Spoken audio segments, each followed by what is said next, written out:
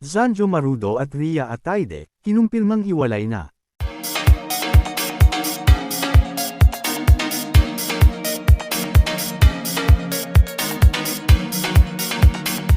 Kinumpirma ng kampo nina Zanjo Marudo at Rhea Ataide na tuluyan nang ang naghiwalay ang dalawa. Ayon sa source, maayos ang kanilang paghihiwalay at nananatili pa rin ang respeto sa isa't isa. Ilang buwan na umanong napapansin ng fans na bihira nang mag-post ang magkasintahan tungkol sa kanilang relasyon. Hindi raw basta-basta ang desisyon at dumaan sila sa mahabang pag-uusap bago maghiwalay.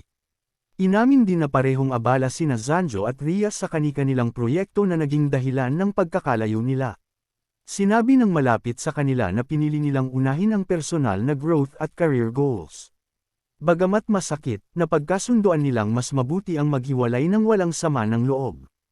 Nagpasalamat naman sila sa mga sumuporta sa kanilang relasyon mula simula hanggang ngayon. Hiling ng parehong panig na bigyan sila ng privacy upang makapag-focus sa kani-kanilang landas. At hanggang ngayon, umaasa ang kanilang supporters na mananatiling magkaibigan ang dalawa kahit tapos na ang kanilang pag-iibigan. And this are chika for today mga ka-showbiz, sana nag-enjoy kayo. Don't forget to like, share, subscribe and click the notification bell for more updates.